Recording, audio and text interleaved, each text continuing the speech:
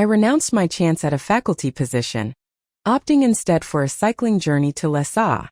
My advisor, however, was relentless, his calls flooding my phone, demanding to know why I'd framed Guinevere for plagiarism.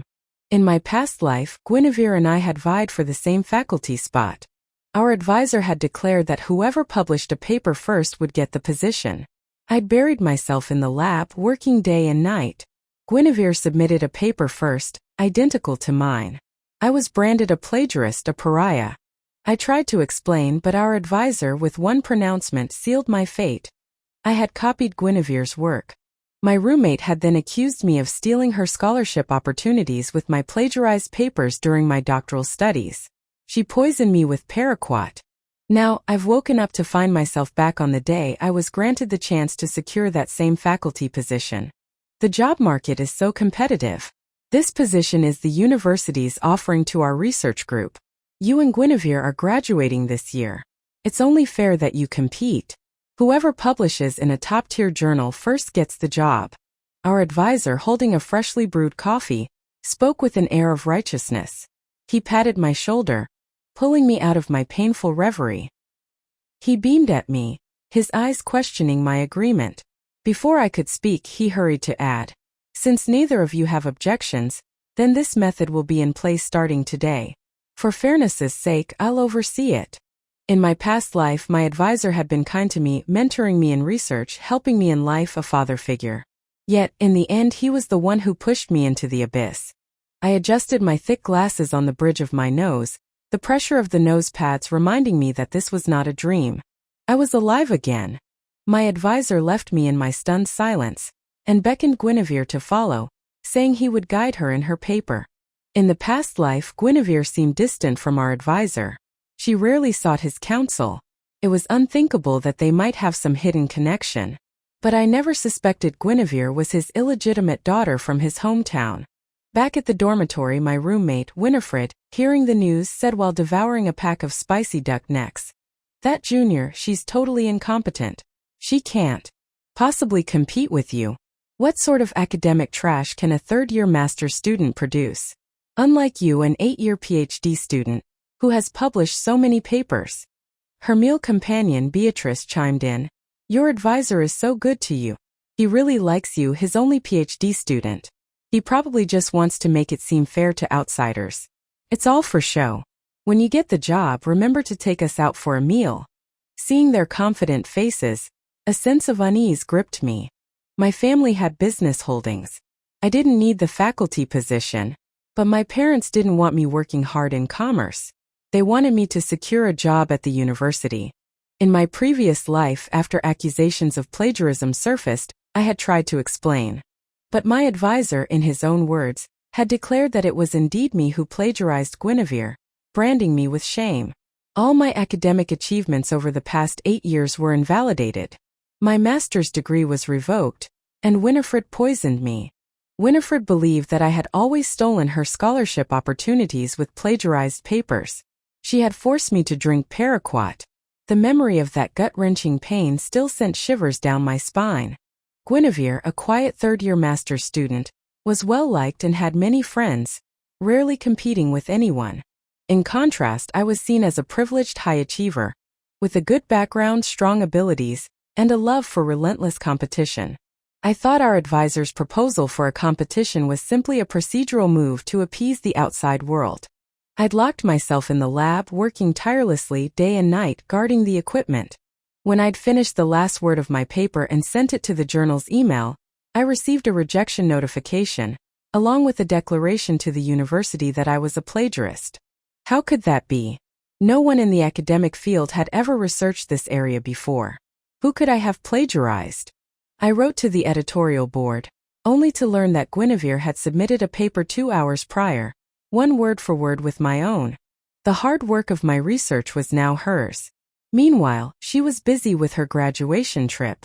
I never saw her in the lab at all. Before I could confront her, she had already played the victim, posting a cryptic message on her social media. I never thought someone like me, a mere academic trash, would have a day like this. The comments beneath insinuated I was a scheming academic witch. Soon, everyone knew that it was me who had stolen her paper. I was the only doctoral student of my graduating class. Guinevere and I were both competing for the same position. Students have always hated plagiarism, especially academic plagiarism. A flood of criticism and threats came my way. There should be a thorough investigation.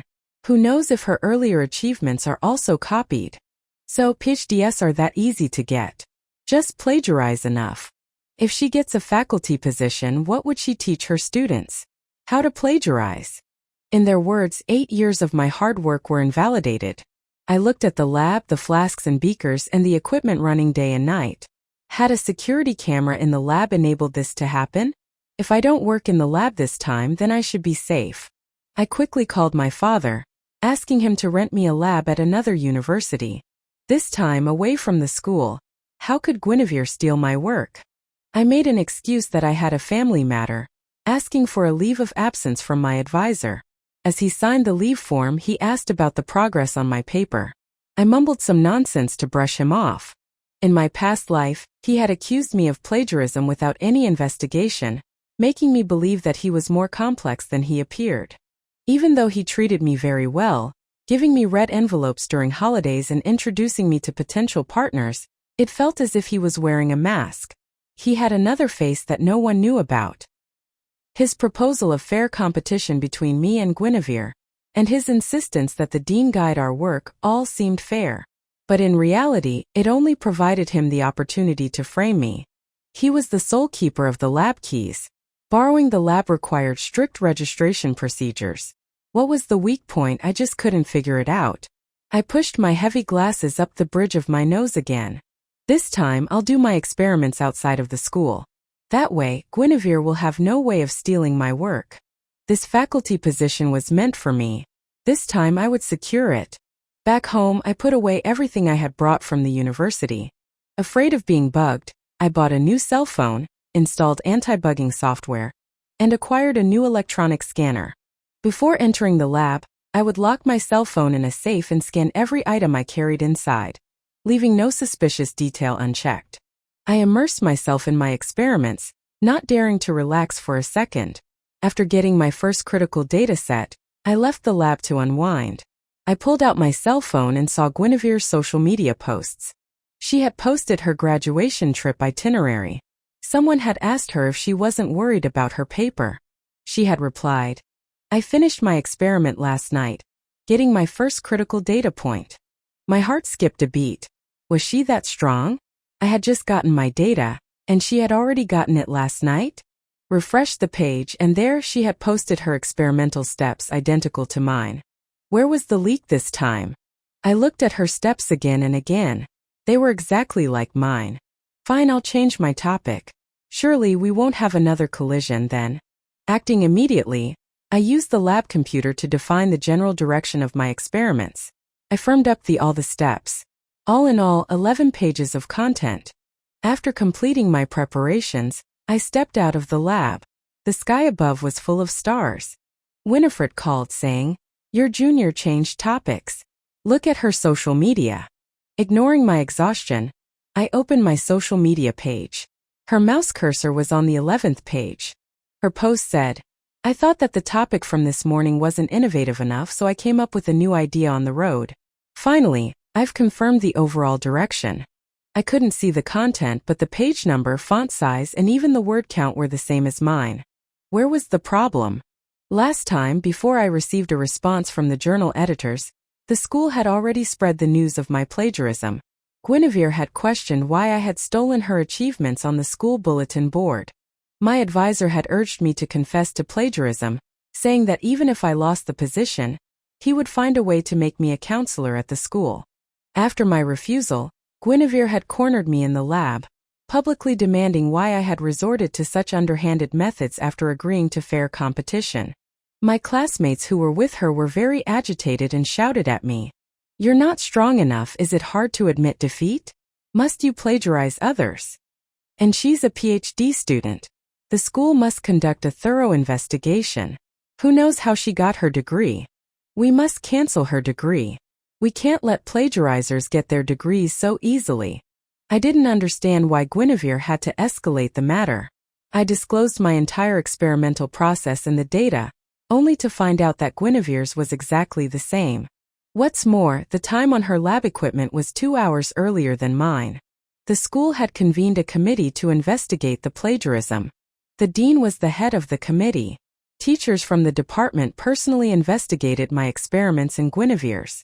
Compared to Guinevere's, my experiments were found to be rough and unconvincing. Therefore, I was the plagiarist, not Guinevere. I refused to accept it and wanted to invite a third-party reviewer to compare our papers. I didn't know who had revealed my family background. The internet was immediately filled with rumors that a wealthy girl like me was trying to collude with a third-party agency to bully Guinevere, a struggling girl from a small town. My parents' company was boycotted by netizens, who claimed that my parents had spent money to get me through my PhD. My advisor came forward to apologize, saying he was ashamed to have taught a repeat plagiarizer. He applied to the school to revoke my graduate degree and urged me to withdraw from the program. His words negated all 8 years of my efforts and enraged my roommate, Winifred. She felt I had stolen her scholarship opportunities through plagiarism for all these years. Even though my family was wealthy, I still grabbed every bit of scholarship money. I was abused by netizens. The school canceled my degree and withdrew my enrollment. As I returned to my dorm to pack, Winifred forced me to drink paraquat. I died spitting blood, with a searing gut-wrenching pain, while Guinevere graduated smoothly and became the youngest faculty member at the university. When my parents came to take my body, they believed that I hadn't committed suicide, as the school had claimed. They wanted justice. But they didn't get to see my body. The school covered up the truth and rushed my body to the crematorium, saying that I committed suicide after realizing my mistakes. Thinking of all that, tears streamed down my face. So what if she steals my topic? I'll change it again. During my 5 years as a doctoral student, I had explored a lot of different directions. This time I chose a completely new field. It was obscure, a field rarely explored by scholars in China. I had studied it with a professor abroad while I was an exchange student. I stayed up all night writing down my new thoughts and outlining my experiments before leaving the lab. Then, Winifred sent me a screenshot of Guinevere's latest social media post. It read, "The previous direction didn't have much innovation. This time I will study the latest direction that's been pursued by a foreign scholar. It said that if you get some results in this direction, you might win a Nobel Prize. I love to take up challenges." Looking at that post, I felt no desire to sleep at all. That professor had never published anything about that direction. How did Guinevere know? Had she installed a surveillance device in my brain? I was shaking uncontrollably. Was I seeing a ghost? How could Guinevere know about my research? Was she monitoring my thoughts? I hadn't done any experiments at the school. My cell phone and computer were new. I even scanned all my items daily. What was it that I was missing? Just then Guinevere called me. "Senior, how's your paper coming along? I wanted to tell you about my new direction. Don't let us have the same direction. As a master's student, I'm definitely not as strong as you. If we pick the same direction, can you please change it, senior?" Her voice was playful. I didn't respond. She continued to ramble on about how difficult it was for her to get into the graduate program, that she was the hope of her entire village. She hoped I would be kind to her and give her the chance to secure this position since I had other options. After finishing the call, she immediately posted on her social media, saying she had a friendly exchange with me and shared her research direction. Someone asked her if she wasn't afraid of leaking her research information and me plagiarizing her. She responded, "Senior is the only PhD student in our class. She'd never steal something from trash like me. Besides, her family is so rich. Even if she doesn't publish, she can still go home and inherit her family business. I only have one opportunity, sob sob." Guinevere had studied in the university since she was an undergraduate. She had participated in all kinds of clubs and student associations and had many friends. Most of the people in her social circle had some influence at the school. She liked posting on social media and had always posted daily. Since our competition began, she was posting even more often, trying to create an image that although she wasn't as strong as me, she was very diligent. She was also very transparent with me, often sharing her progress. Even when I didn't reply to her messages, She would keep sending them and posting screenshots of the conversation. By doing so, everyone knew that I was well informed of Guinevere's research, making it all the more convincing when they accused me of plagiarism. I had to admit, Guinevere was a master of manipulation. No, I must check how she is stealing my research information. I started the experiments for the new direction. During the experiments, I purposefully amplified several data points, knowing that they would result in an incorrect final result. If Guinevere's data were exactly the same as mine, it would confirm that she was stealing my work. Leaving the lab, I opened Guinevere's social media, waiting for her to post. As expected, in the pixelated images that she posted, her data was the same as mine and also incorrect. I was so shocked. Was my computer compromised? How could she get the exact same mistakes? She must have installed a virus on my computer. Ignoring my need to rest, I hurried to the computer store for a checkup. I also bought a stack of paper. This time, I would leave all electronic devices behind and write down all the experimental data and results on paper. Even if Guinevere had superpowers, she couldn't possibly steal from me. Following this new obscure direction, I corrected the data and worked to speed up my experiments. After 3 days and 3 nights, my paper was almost done. I just had to check it for plagiarism. Looking at my dark eye circles in the mirror and at my paper covered with handwritten words, I breathed a sigh of relief. Tomorrow, I'd ask my father to have it typed up and send it with his company's computer. This time, away from my own electronic devices, Guinevere would never be able to steal my work. My father asked about the progress of my paper. I gave him a video call update. I had been in the lab for so long that I hadn't had time to talk to him. Right after the call, I saw Guinevere's social media. It said, "Corrected some critical data points. Almost done now." In her replies, the corrections matched mine. She also posted a screenshot of the paper's word count, which matched mine. My fingers trembled as I scrolled on her social media. This time, I recorded my experimental data with pen and paper. I had handwritten almost 20,000 words. I couldn't figure out where the problem lay. Just then my advisor called, asking me to attend a group meeting. I stumbled back to school. My advisor was chatting with Guinevere, telling her she had lost some weight because she was busy with her experiments. He asked her to take care of herself. I knocked and entered the office. My advisor looked at me with a kind smile.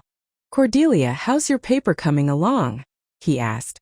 Before I could reply, Guinevere said, "Senior is so strong, she must have finished it already. I'm an academic trash. I just need to check mine for plagiarism. Senior might have already submitted it." I managed a small smile but didn't say anything. My advisor continued, "I'm always confident about you, Senior. No matter who of you gets the position, I'll take you out for a meal. We'll celebrate." Guinevere put her arms around my advisor's shoulder, saying, "You have to keep your promise. No more cheap street food." My advisor laughed and assured her that they would go to a 5-star hotel. I didn't feel like celebrating with them and couldn't get a word in. Pressed by my advisor, I mumbled, "I don't have a concrete direction yet. I need to think more." My advisor said, "Maybe you're just raising the bar for yourself. It's fine. Even if you don't get the position, I'll find you a counselor position at the school."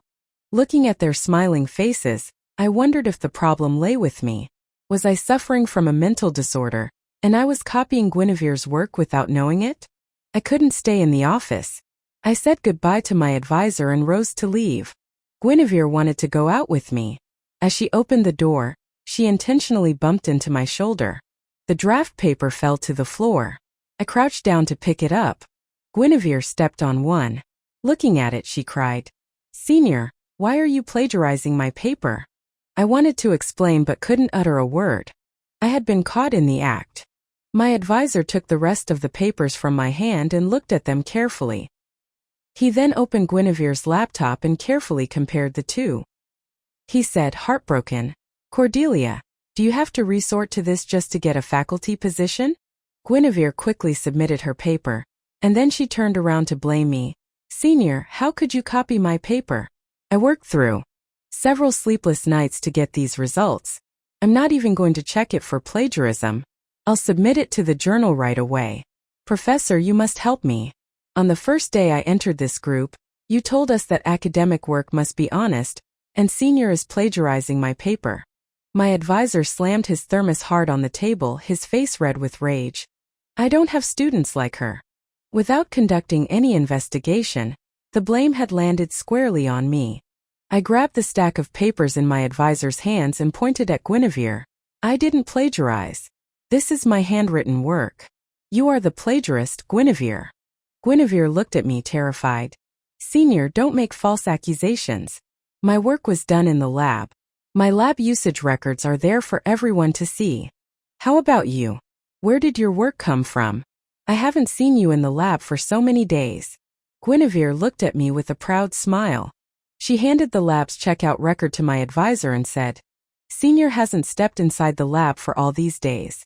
Where did she get all of this information? It must have appeared out of nowhere. She must have copied from me. My advisor flipped through the record page by page and asked me impatiently, You haven't been in the lab. Where did you get your conclusions?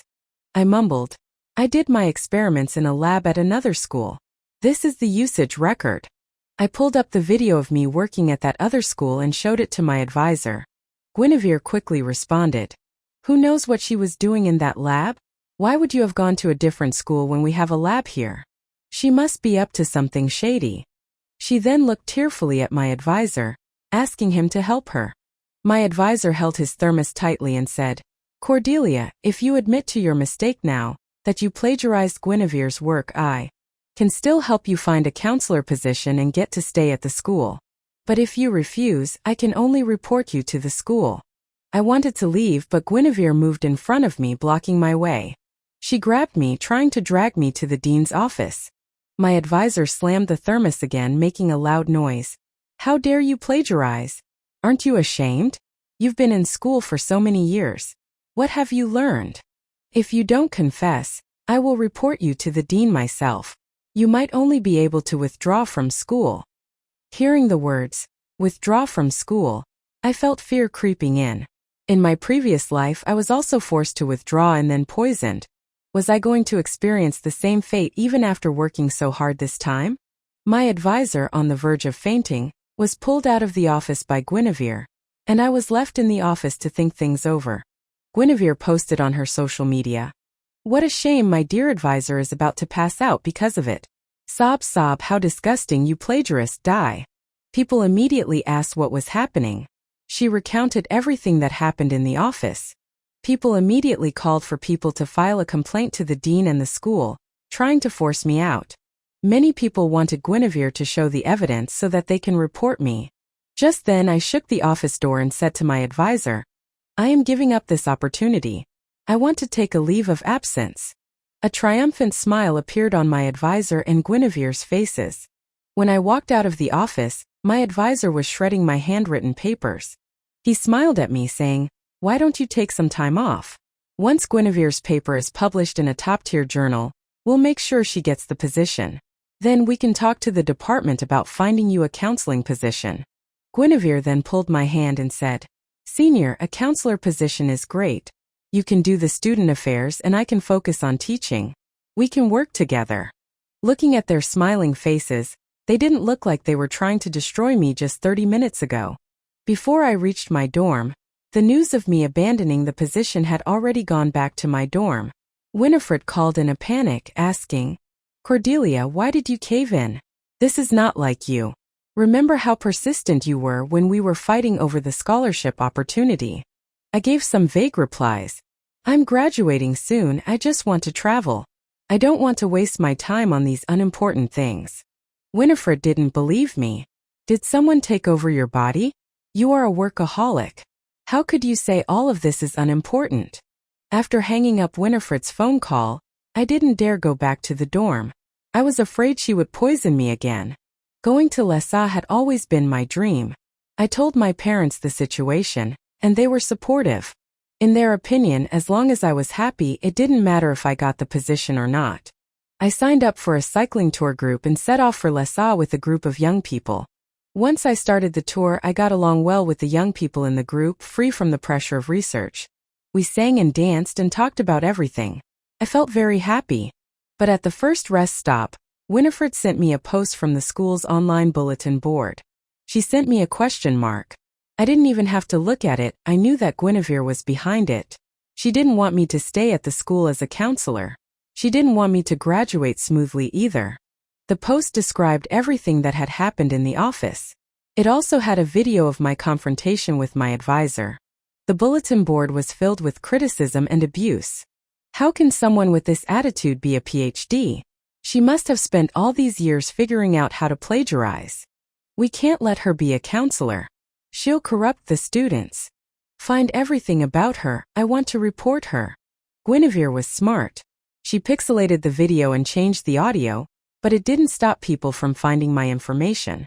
When people were still unsure if it was me, Guinevere threw gasoline on the fire. She posted on social media thanking me. Thank you for your kindness, Senior. Although some unfortunate things happened in the middle, which made Senior give up this position, I still want to thank her for making sure my efforts didn't go to waste. Senior is now traveling for graduation. Please don't believe the rumors.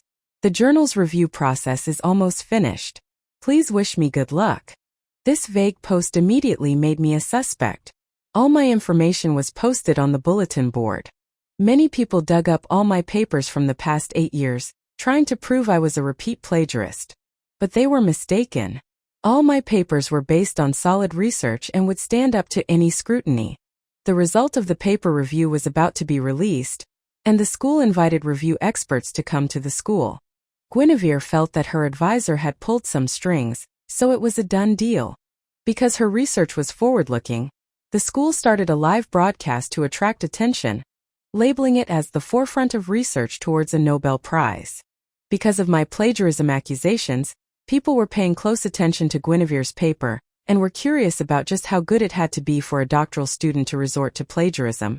Guinevere dressed formally, ready to go on stage and receive her employment certificate. The expert took out the sealed envelope and announced the results. After careful review, the expert panel concludes that Ms. Guinevere's paper does not have academic value and is suspected of plagiarism. It's also suspected of plagiarizing a foreign scholar, Carson's, unpublished work. The experts had come to the school not to stand with Guinevere, but to tell the school that Guinevere had plagiarized the unpublished research work of an international scholar. The live broadcast was thrown into chaos. Isn't this a thief crying, "Stop thief"? She's been implying that her senior was plagiarizing. But she is the one who did the plagiarism. That can't be, Guinevere is always in the lab. How can she plagiarize? There must be something shady going on. Guinevere questioned the expert. Why are you saying I plagiarized Carson's work? He's not well known. How would I copy his work? She might have been better off if she hadn't said anything. Her words gave away her deceit. She doesn't even know who Carson is. How did she write that paper? Plagiarism confirmed. She doesn't know Carson. How did she take her major courses? Check all the papers she wrote during her graduate studies. She must be a repeat plagiarizer.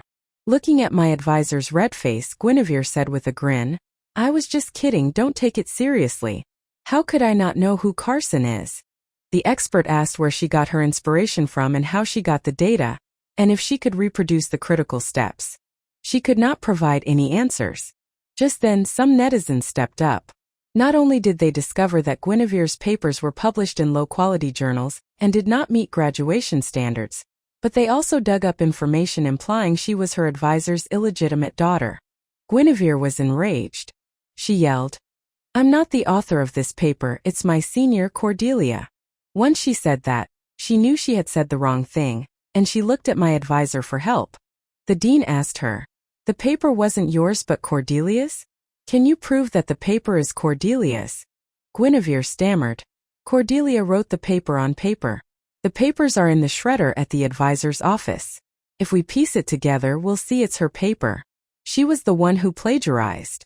The netizens started to scold her again. Isn't this a self-admission? She is admitting she plagiarized her senior. My senior is so pitiful. Her research got stolen, and she was even accused of plagiarism. There should be a thorough investigation. The advisor must have been behind forcing her out. There must be something going on between them. My advisor kept calling, wanting me to explain why Carson's unpublished work had appeared in my paper.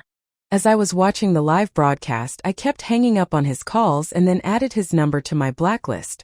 At the same time, the expert took another envelope out and said to the school's authorities, "This is another research project submitted by a student named Cordelia in your department. It has great academic value and will be published in a journal. This is the kind of student who is qualified to teach. I hope your school can open your eyes." Guinevere stared wide-eyed, not able to believe it. She had plagiarized my last paper. How could I have submitted something else? I didn't want to see her expression, so I turned off the live broadcast. "Cordelia, have you ever worn contact lenses? You should try, you look much better without glasses." One of the girls in the cycling group said she wanted to do my makeup and insisted on taking off my glasses.